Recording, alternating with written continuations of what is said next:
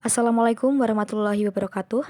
Selamat pagi, siang, dan sore kepada dosen pengampu kami, Ibu Indah Arfashira, SEMSI. Perkenalkan, kami dari kelompok 4 yang beranggotakan Randy, Susi, Nurul, Nuryani, Alvin, Ade, dan Nurmala. Kami dari kelompok 4, dan pada kali ini kami akan membahas terkait dengan analisis SWOT dan analisis BCG. Sebelumnya, kami akan menjelaskan terkait dengan analisis SWOT. Analisis SWOT adalah alat manajemen yang digunakan untuk mengevaluasi dengan adanya 4 indikator, yaitu strength, weakness, opportunity, dan juga threats. Pada setiap organisasi atau perusahaan pasti akan menghadapi 4 indikator tersebut. Kemudian, untuk analisis BCG adalah Boston Consulting Group, yaitu merupakan metode yang digunakan untuk mengevaluasi portofolio produk atau unit bisnis perusahaan. Nah, analisis ini didasarkan pada 2 dimensi, yaitu pangsa pasar yang relatif dan tingkat pertumbuhan pasar dengan memahami posisi produk dalam matriks BCG. Maka analisis SWOT dan juga BCG ini memiliki keterkaitan keduanya. Selanjutnya, di dalam dunia bisnis yang dinamis, perusahaan itu harus mampu beradaptasi dengan perubahan, baik itu dalam perubahan internal maupun eksternal. Maka dari ini kita akan membahas terkait dengan matriks IFE dan juga EFE.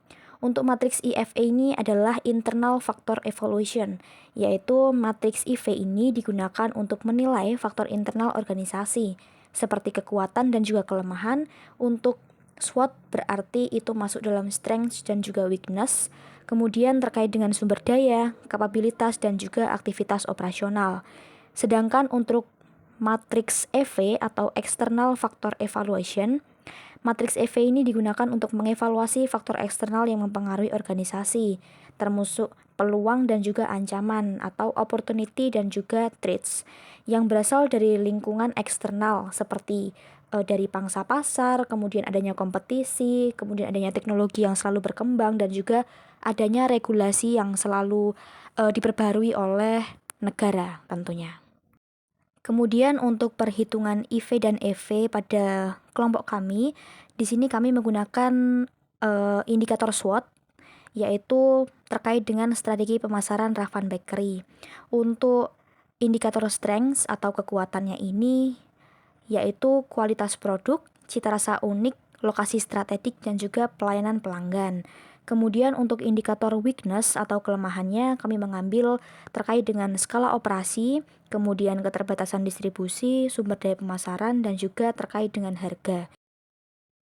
Kemudian terkait dengan opportunity atau peluang kami mengambil terkait dengan pemasaran digital, kemudian adanya peluncuran produk baru atau varian baru, lalu adanya peluang untuk kerjasama dengan restoran atau pihak ketiga dan lain sebagainya.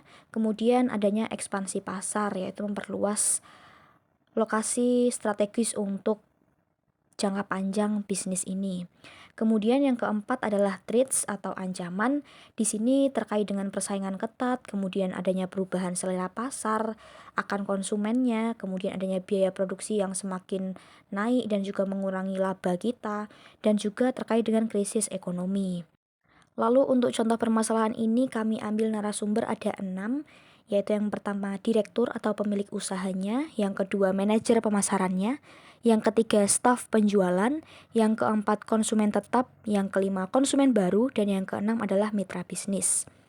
Untuk IV dan EV ini terdapat 9 kuartal, ada kuartal 1, 2, 3, 4, 5, 6, 7, 8, 9, yang untuk warna-warnanya ini memiliki arti masing-masing. Untuk warna ungu ini berarti tumbuh dan kembangkan, kemudian yang berwarna biru ini berarti jaga dan pertahankan, lalu untuk yang kuartal berwarna orange ini adalah jual dan divestasi. Kemudian kami di sini juga sudah melakukan perhitungan dan menghasilkan matriks IV sebagai berikut. Ini untuk faktor internal yaitu strengths atau kekuatan. Di sini kami ambil ada 4 indikator yaitu kualitas produk, cita rasa unik, lokasi strategis, dan pelayanan produk. Untuk matriks IV ini digunakan untuk mengevaluasi faktor-faktor internal perusahaan dan bisa untuk melihat kekuatan dan juga kelemahan perusahaan, terutama untuk melihat fungsi bisnisnya apakah sesuai dengan tujuan atau tidak. Kemudian di sini kami mencantumkan N1 sampai N5 yang merupakan narasumber yang terdiri dari 5 narasumber tadi yang sudah kami jelaskan di awal. Kemudian ada kolom jumlah. Untuk kolom jumlah ini adalah hasil penjumlahan dari nilai yang diberikan oleh narasumber 1 sampai dengan narasumber kelima. Kemudian ada kolom bobot. Kolom bobot ini merupakan perhitungan dari total keseluruhan dari penjumlahan dibagi dengan strength per indikator. Kemudian untuk rating ini adalah jumlah total jawaban dibagi dengan jumlah narasumbernya. Lalu untuk bobot dikali rating adalah kolom bobot dikali dengan jawaban pada kolom rating. Kemudian setelah kami hitung antara indikator strength dan juga weakness ini akan menghasilkan hasil matriks IV dengan total keseluruhan yaitu 139 jumlah nilainya, dan juga untuk bobot atau ratingnya adalah 3,35.